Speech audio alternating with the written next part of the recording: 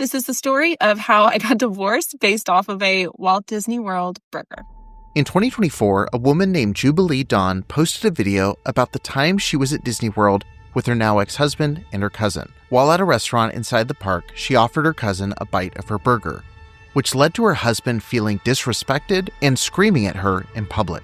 It was controlling, it was humiliating, and it was abusive. The video went viral, opening up a larger conversation about forms of domestic abuse that often go unnoticed. Things that don't necessarily leave physical marks or scars or bruises, but are incredibly damaging and can be a foreshadowing of more violent and even fatal situations later down the road. But that wasn't all of Jubilee's story. She also talks about how her religious experiences growing up in charismatic Christianity, specifically within Bethel Church, pushed her into a marriage she should not have been in the first place, and how all the religious manipulation made it easier for her to be gaslit and controlled. She talks about all this and more on social media, and I'm so happy to have her here on the Preach Voice podcast to talk a little bit about her experiences both with domestic abuse and religious trauma, her time growing as a content creator, and what she has learned from being so public in her healing journey, and so much more. It was a really great discussion, and I know you're going to enjoy it as much as I did. So here's my conversation with Jubilee Dawn.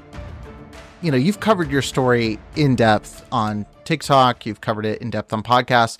And so like I mentioned before we hit record, I'm not wanting to necessarily make you go through a play-by-play of your full story, though that's certainly out there.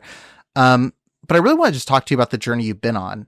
You had a viral video about the burger incident that blew up, got millions and millions of views. What did you expect when you pressed upload on that video? I expected absolutely nothing. I think I had posted a little bit about domestic violence in my last marriage before, and before I even got into posting about religious trauma stuff, I'd wanted to be a Disney blogger, and I feel like I just really did not think that this was going to go anywhere. But I just started posting on TikTok, and I had a friend who I had jokingly told her that I got divorced over a Walt Disney World burger in a comment on a different TikTok I had made. And at that point, I had pretty much no followers and no views or anything like that. And she asked for a story time. So I decided, okay, on the way to go get coffee, I'm just going to hop in my car and I'm going to make a little story time for my friend who asked that how I got divorced over a Walt Disney World burger. And I had no idea that that video was going to go so viral. I had never had a viral video ever. So to have so many people be so invested and care, and it was very strange to start to see other pages start to take my video and they're doing recap videos and other creators are reacting to it on YouTube. And I was just shocked that anybody even cared about it, honestly. So yeah, from then on out, I just started sharing a lot and continuing to overshare on TikTok and Instagram. Why do you think this video particularly was the one that struck a chord with so many people? I think the outlandishness of it all, the whole thing was ridiculous. So if you don't know, it's because my ex got so upset that I gave my cousin a bite of my burger. And he said that that was disrespectful to him as the man at the table. And he ended up causing this whole scene, and he told me he was going to strand me in Florida, and he started verbally abusing me in the middle of Animal Kingdom. And the whole time I was thinking, oh my gosh, we're going to end up on the internet, or I just felt like we were so trashy, and it was just this absolute humiliating moment where I was just berated in front of this crowd. And I think that people connected to it, or also just thought it was ridiculous that anybody could possibly be mad about that. But then you also have this other group of people who have been with narcissists and who have been with controlling people, and who could really connect to sometimes these behaviors don't make sense. And they're just so out there and they'll find anything to get really mad at. And yeah, I think it was cool to see how many people could also relate to it. I mean, it's sad that so many people can relate to it, but a lot of narcissists and abusers, they kind of follow the same playbook. They don't make a lot of sense. You're always trying to figure out what their rules are so that you can follow them, but you really can't know at any time what's going to set them off or not set them off. So yeah, I think that that's a big reason why people were drawn to it just because it seemed so silly to be upset about something like that.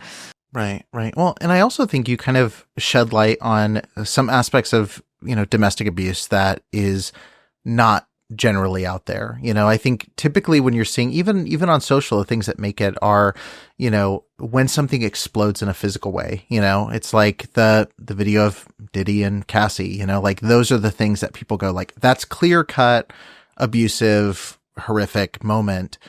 But you cover a lot of stuff in your story, which I'll link to the I think it's 4-part series that you did on your story in the show notes. But you talk about things like driving recklessly, which has become something people have talked about more and more, or stranding you in certain places, blocking your car before you leave for work, locking you out of your own apartment, like things that are, a lot of people would say are douchey. But then if you said like, oh, he's being abusive, you go, wait, pump the brakes. Like it's not necessarily that far. I think it's really important that people start identifying those things before it escalates to extreme physical violence. Once you put this out and you get the response, like, did you kind of panic? Like, oh my God, people are actually seeing this? Or was it like, let's talk about this more? This seems like a really cool opportunity. I was mostly excited, but I will say there was a part of me that was afraid of my ex. And I think that that's something that I still deal with. And I think a lot of people who've left abusive relationships can relate to this idea of hopefully someday I will fully feel safe and I will feel confident that he's not going to come and get me. But when it did blow up, there was this thought of, oh my gosh, what if he sees this? What happens if he sees it and he's really upset? And what if he knows where I live? And that sort of fear. And those are things that I still actively have to I decide that I'm willing to not say risk it, but I'm not willing to be silenced just because of my fear.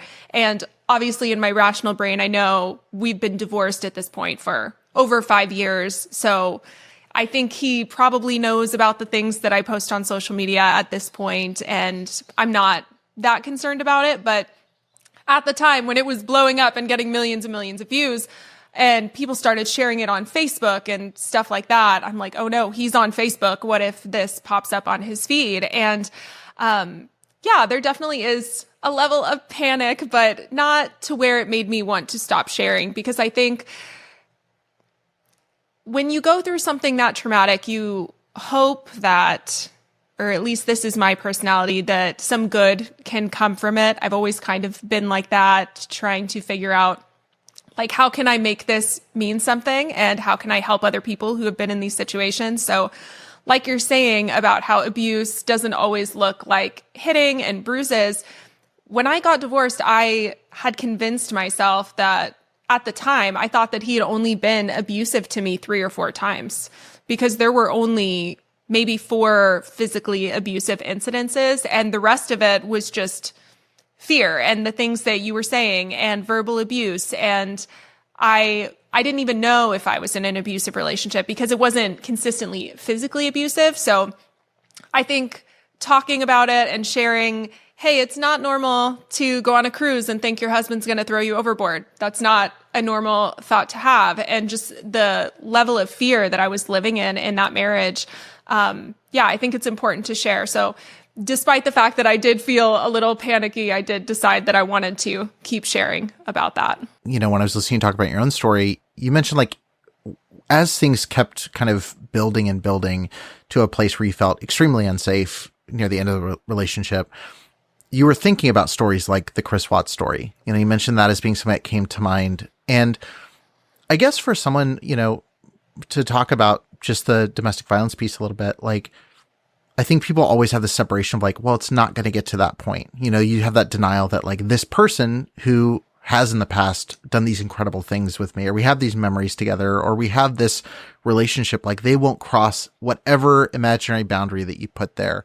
What made you feel like that was a real possible comparison? And what would you say to someone who is kind of like downplaying all of these levels and levels where they're saying like, I recognize your story, but it's not mine. You know, that's not my guy. Like, that's not how it is. Yeah. I think that growing up in the church or just hearing about abuse on TV, I always kind of had it in my mind that abusers have to look like people who are an alcoholic, or there's someone who's just horrible. They don't hug you at night. They don't snuggle you. They don't watch The Office with you. You guys don't share laughs and good times too. So I didn't feel like necessarily I was living with a monster 24/7. I was living with someone who is also writing me love notes, but I'm also afraid that he was going to kill me. And I think when I saw the Chris Watts thing unfold, I just remember scrolling and reading all about it, and everybody saying they never would have thought that he would do something like that. And I think with my ex, there was something in his eyes that would change when he turned into like this kind of abusive monster when he would attack me. He just didn't look like himself. So I felt like he was capable of switching in a way to like this different persona, and I didn't feel comfortable around him when he was like that. So it got to the point where when we were married, I was hiding our kitchen knives because I was thinking I don't really want those in our kitchen. And it was things that I don't know. It was hard because on one hand, I'm like, of course he wouldn't do that. But also these things do happen. And I'm seeing a lot of red flags. So just reading those stories, it really felt like something that could happen to me. And that's when I just really went down this road of realizing how serious my situation was. So for anybody who's listening and thinks, well, my partner would never do that. We have good times. We go on dates. And, you know, like you said, you kind of hope that they know where the line is. Like, well, yeah, he would cuss at me. He would do that, but he would never cross this imaginary boundary that you kind of have in your mind for what is moral and what is okay. The problem is we don't know if they're capable of crossing that line until they do. So I remember it was this past summer, I had stitched this one person on TikTok, and she was going through a divorce. I do feel bad for her. And I said, no hate to this creator. But she was a Christian. And in the video, she was saying that she was divorcing her husband because she was going through something life-threatening with him. And she said, but I don't believe that you should get divorced because of abuse, unless it's life-threatening abuse. We should only get divorced as Christians if it is life-threatening. So I stitched the video and said, you like, no hate to her. She's totally just processing through something really hard right now herself. But the idea that we have to wait for something to get life-threatening until we leave, you're not going to know if it's life-threatening until it happens. Like my ex had not strangled me until he did, you know? So when you have these imaginary lines where you're saying, well, I'll leave if he does something so bad. Well, it might be too late at that point. So just to really take warning signs seriously. And yeah, that's what I would say. Listen to your gut. Listen to your gut when it comes to those things. I really love this book called Why Does He Do That by Lendy Bancroft. And in it, he talks about the strongest indicator on if your partner is dangerous is if you feel like he's dangerous. You know, and I felt like my ex was dangerous, despite the fact that he had only done the strangling thing one time before the second incident. And it was mostly all of this like really psychological abuse. I felt like he was a danger to my safety, and it did end up escalating. So trusting your gut, I think, is an important thing. I've almost never regretted trusting my gut. I've almost always regretted not trusting my gut. You know, like there's always been moments where even when it's little stuff, like choosing collaborations with people where I'm like, oh yeah, they seem totally normal. And then next thing you know, like they're blowing up your DMs with like their opinions about everything you do from that point on, or wanting to, you know, hey, I think I feel qualified to do X, Y, and Z, you know, on your platform, or do this, or we're in business. Like, every time that I've suppressed that and thought like, oh, I'm going crazy, I'm overreacting, like it's usually not the case. Like your gut tells you stuff for a reason. And before we talk more about the content side, you've already hinted at the religious side of this. And, you know, I think of the TikTok you just mentioned. I think of, you know, pastors like John Piper, they're saying, you know, you can endure being slapped for a night, you know, and you can work through this with your pastor. I think she endures verbal abuse for a season, and she endures perhaps being smacked one night, and then she seeks help from the church. I mean, every time I deal with somebody in this, I find the ultimate solution under God in the church. Take me just back to like the religious side of it, and how much did that influence your willingness to stay and your willingness to downplay, this abuse? I think it drove the whole thing. When I look back at this relationship and how I stayed, it really all had to do with my belief system at the time and what I had believed growing up in the church. So obviously, I ended up getting married over a prophetic word, and there was this false prophet who said that God was giving me to my ex. So that was absolutely crazy. He had gone on my Facebook and found information about me and had put it in this prophetic word to make it seem like this was very confirmed and it was from the Holy Spirit. So just getting me down the aisle was a big part.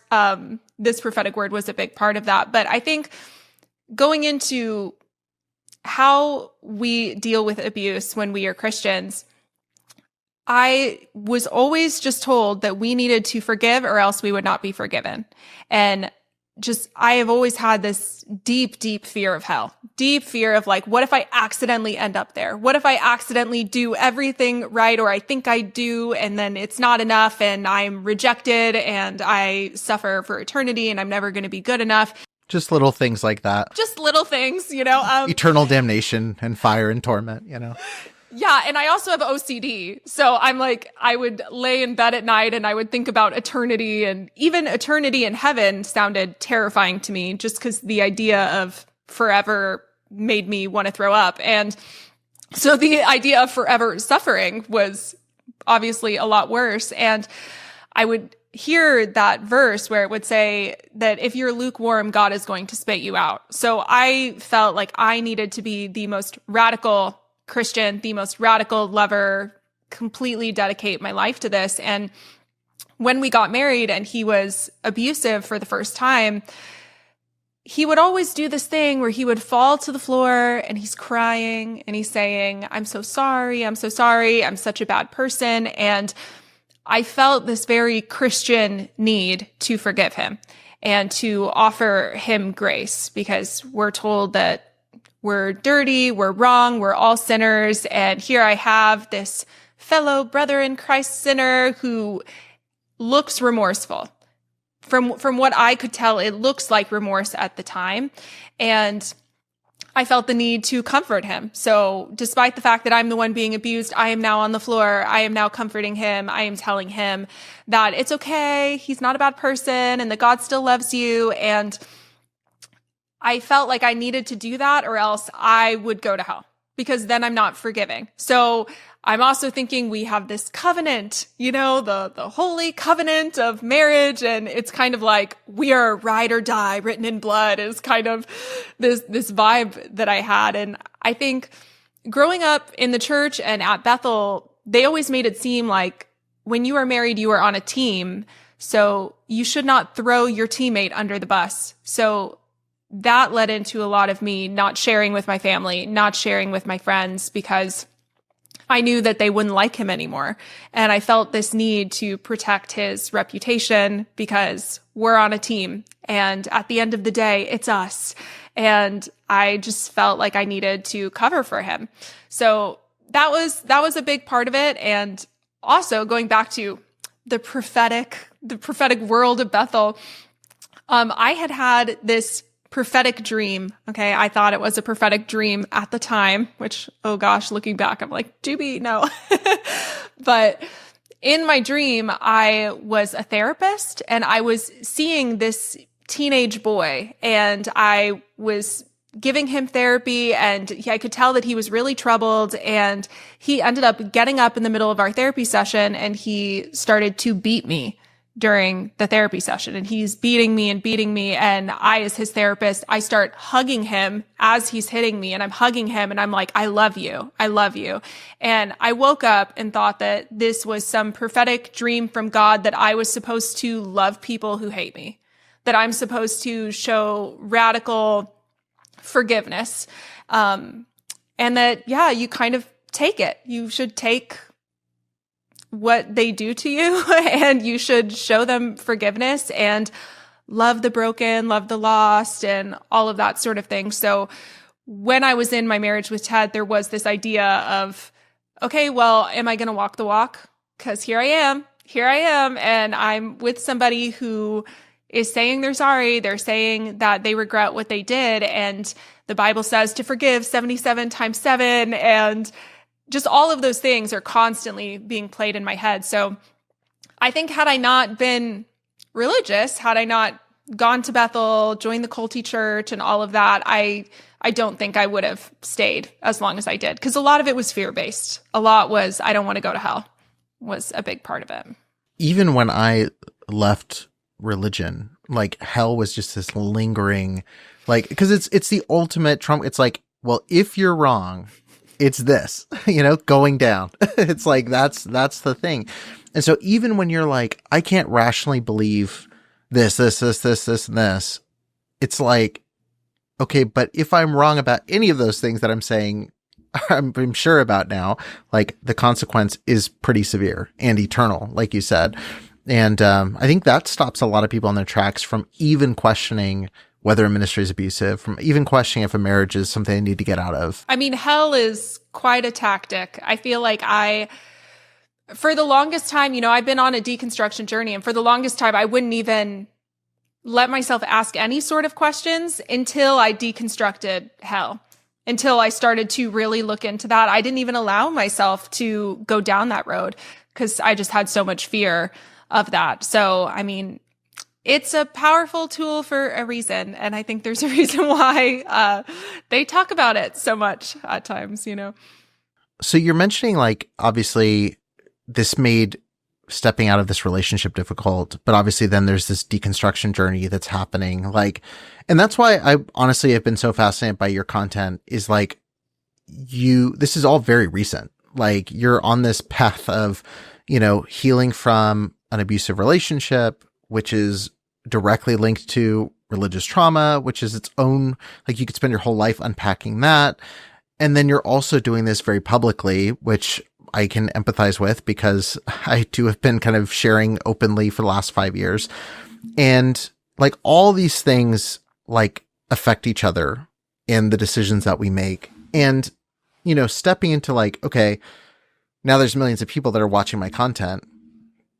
Have you been picky about like what you share publicly? Like, is there things where you're like, okay, these things are for me, like these experiences are for me. These experiences are for them. Is it something where like you have shared, you're like, oh my God, like why did I ever share that in the public? Like, what's that been like trying to both navigate personal healing, but also in a public way that encourages others to kind of do the same? I mostly say that I'm an open book. I post a lot of stuff. I share a lot of very personal stories that I'm sure lots of people would not want to share on the internet, but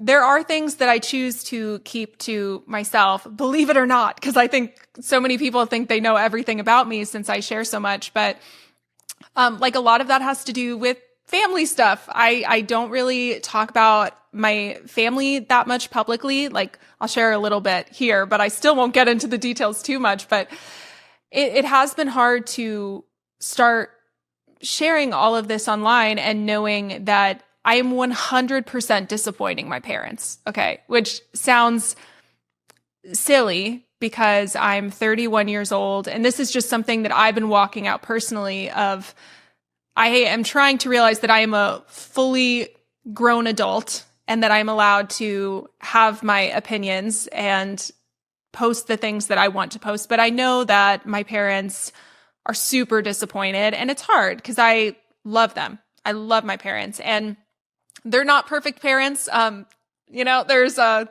lot of trauma there too, but I adore them. And I think it has been hard trying to find the courage to continue posting when I know that it's disappointing to them and that their friends follow me. Like my mom's friends follow me on social media, and my parents aren't on social media, but I know they know.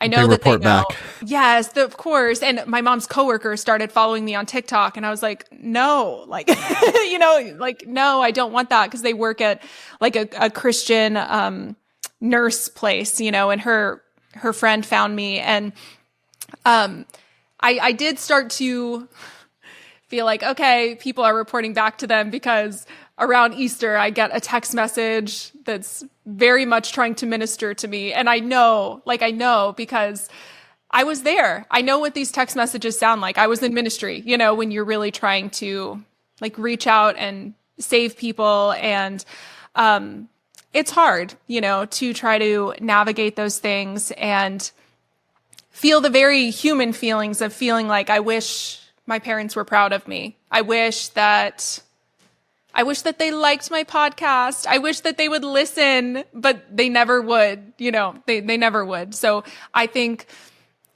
those are things that are really hard, because I did tell my dad that I was starting my podcast, Healedish, and there are going to be religious trauma stories on there. It is probably like 80% that, but I have other stories too. It's not all that. And his first question was, is it against the church?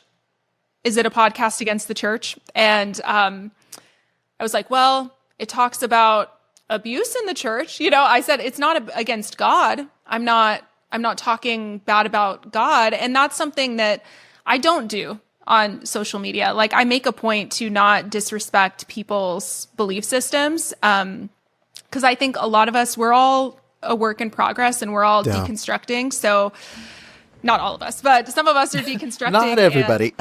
Not everybody. So I think that's another thing that I am also careful about. I don't really share my personal beliefs too much on TikTok. And a big part of that is because I know that my views could change throughout time. So I kind of started to realize the internet is forever. And I ended up taking an interview with this guy from Bethel. He's still a Christian, and he's really cool. I really like him. We ended up recording an entire podcast interview about the whole false prophet thing.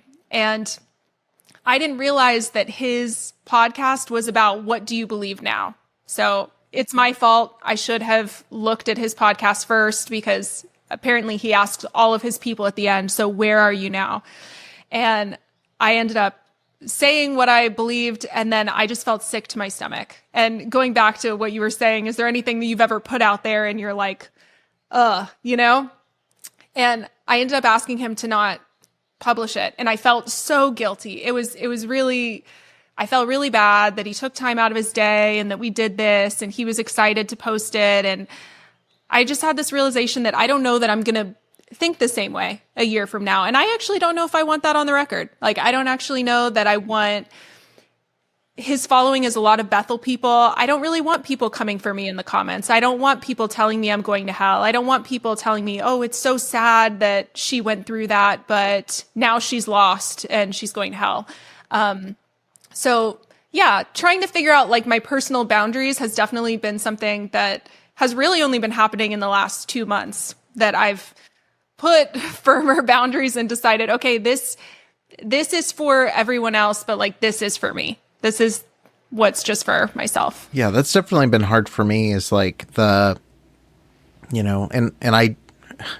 it took me a long time to put a lot of guardrails on what I shared, but I know when you start building a platform, there's like, what do I owe my audience? And I think maybe that comes from our religious background too. Like, what do I owe these people that I'm ministering to? But, I remember like when I stopped believing, it was like, I literally got to a point where I was like, I don't wake up with this as my default. And I feel like I was so outspoken about being religious when I started my show, that I was like, I feel like I owe it to my audience to say like, that's not me anymore. And, it was one of those things where it's just like, I put it out there, but you're not going to win. Like, no matter what you do, if you keep it private, people go, you need to be more open about whether you are or aren't, so people know whether or not they should follow you, which is so silly when you're talking about abuse. It's like, this is objectively bad no matter what, right? No matter what on this. But I think also if you do put it out, it's like, well, this is obviously an agenda and you're trying to come at it because you're not a Christian. And, it's a lose-lose situation. And it's hard to know to know what you owe your audience or what you should share. And I guess this rolls right into the next thing you mentioned, which is like, there's a lot of things that aren't set in stone yet. Like, what do I think about this? Or what do I think about organized religion? Or what do I think about this X, Y, and Z topic? How do you determine, you're 31, I'm 30, like we've got a lot of life ahead of us, hopefully. Like, how do you navigate what you feel like you have a firm enough belief in to share it, or like a firm enough understanding to put it out there? Cause I think about that all the time, where I go, in 10 years, will this be me? Or will I think this? Like, do I just document the journey? Like, how do you view that stuff as you kind of move forward? That's such a good question, because I think everybody would probably have a different answer as far as should you just shy away from those things, or should we just document the journey and we'll correct it later on? Because I've thought about that of, I want to write a book someday, and that's why I told him not to publish that thing. I was like, I don't actually think I want that interview following me around if I don't feel the same way someday. And I think there are things that I feel firmly enough about that I've talked about publicly. So, for example, I've talked about not believing in hell, not believing in a fiery hell, and I feel very strongly about that after looking into the history of it and translations. I do feel strongly enough about that, and realizing that a lot of religions don't have that same idea, that we had. And how I am just very certain that it is a fear tactic. So I do talk about that, but I think what you were saying, it feels like you're kind of in this lose-lose thing, because when I started posting about that, that's when people started to say, well, then you're not actually a Christian. Well, you're not actually a Christian, and you're so lost because there is a hell. And I think what's hard is that the more that I really look into religion and Christianity, there's so many sectors of it. It's almost not even the same religion at all. Like, we could say we're Christians, but do we actually believe the same things? Do we have the same belief systems?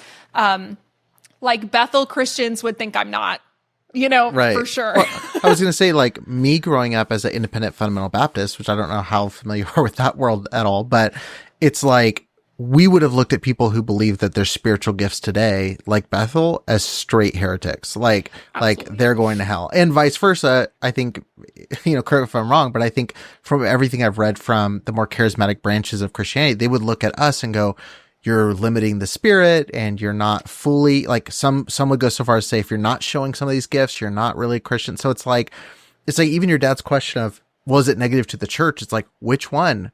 Like, which version of it? What branch of it? Like, the Bible? Like, what interpretation of it? Like, it's such a messy area to where, like, someone might say because of your belief in hell, but some would say because you're wearing pants and not a skirt, you're not. Like, there's such a moving goalpost for what it is. Absolutely. And I think, just they want you to be their brand of it. I think that's that was a hard thing for me, which that's a whole topic. But when I ended up, I can't believe I did this, but I went into the Bethel alumni group, and I ended up dropping a TikTok video in there. I don't know why I did that, but I felt like these people needed to be warned about this false prophet, because a lot of these people didn't know. And I had gotten so many DMs telling me that Bethel leadership knew that he was a false prophet, and that they just silently distanced themselves from him, and that they weren't going to call out his con.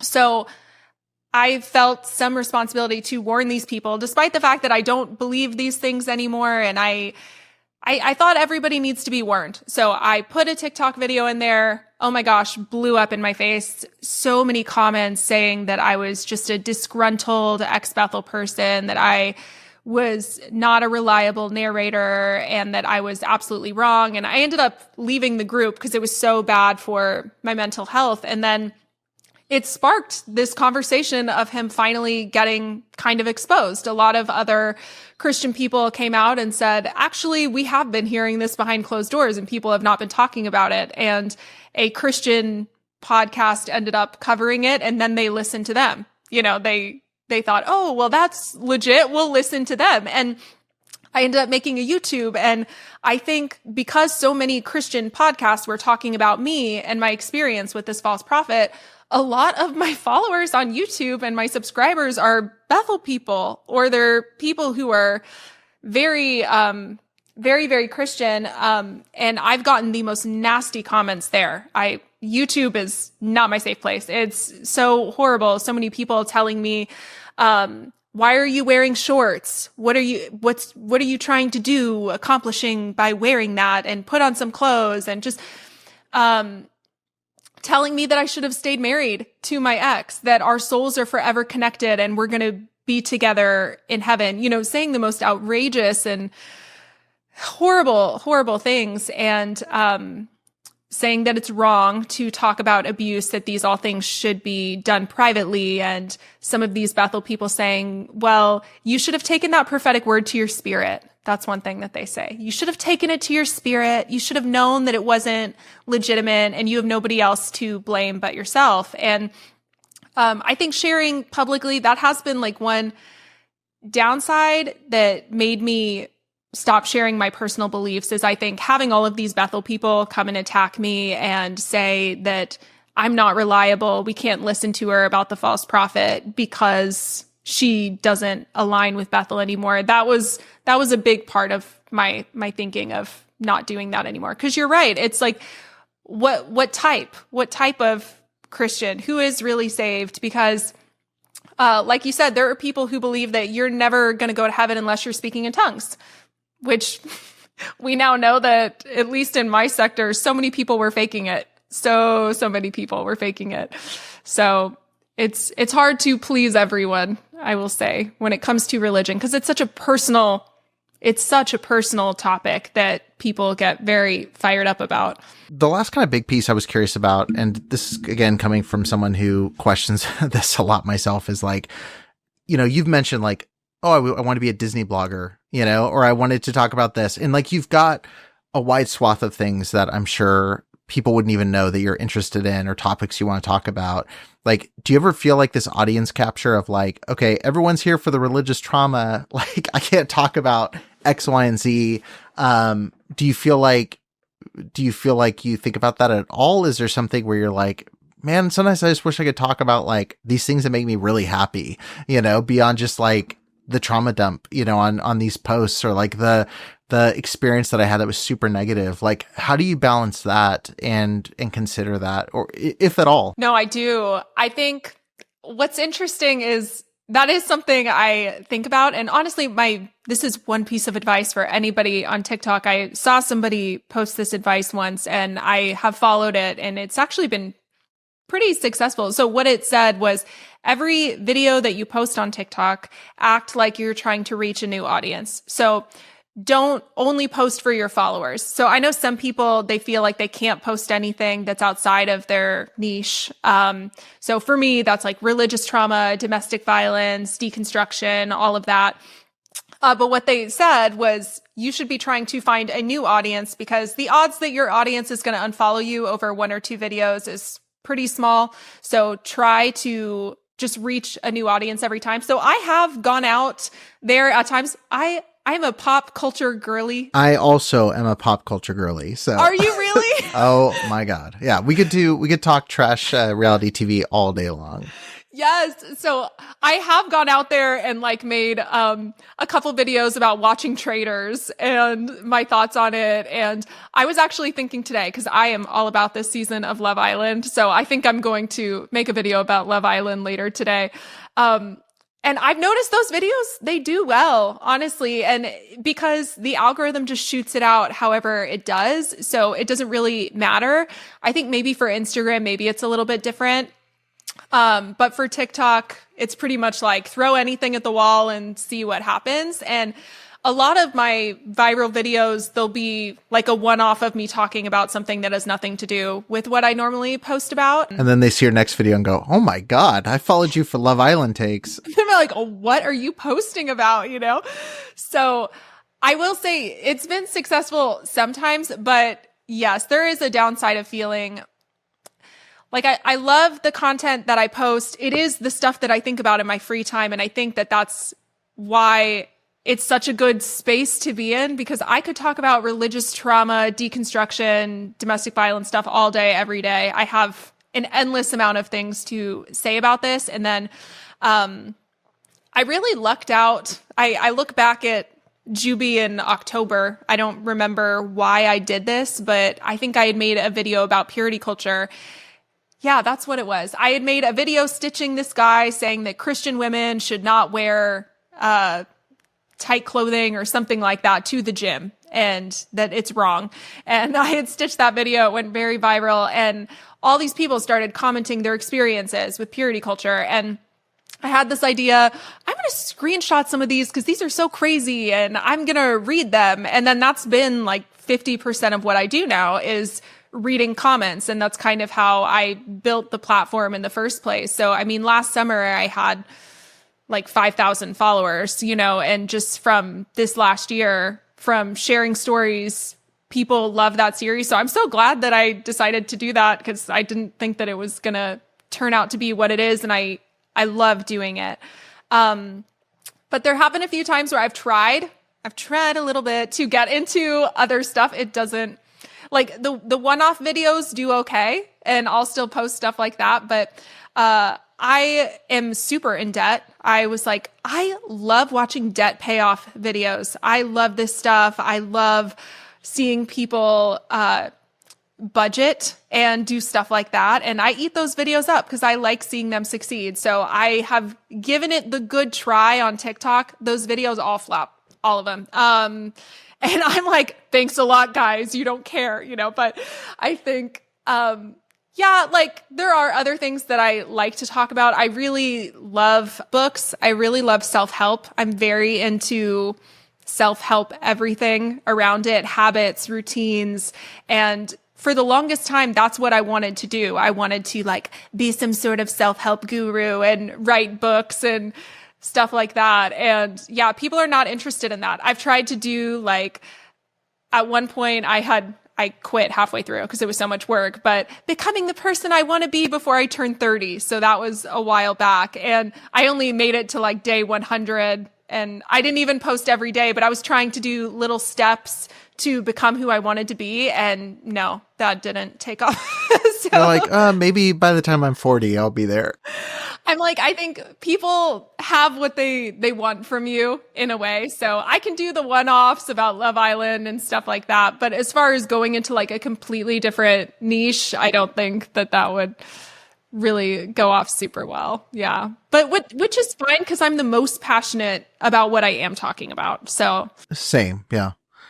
Yeah. That's definitely the tricky part is like sometimes you feel, you're like, I think like when I started my show and my platform, it was like, okay, people are here for this. And I very much understood like, they don't really care about me. Like it's the topic that they want to hear from.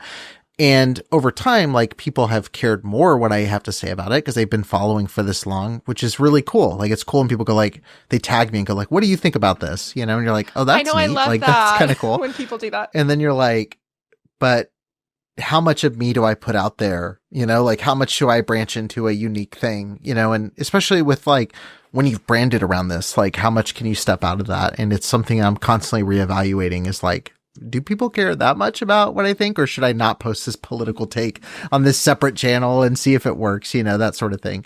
So I'm always curious how people think through that stuff. It's definitely been something that I've thought about, and it can get kind of heavy.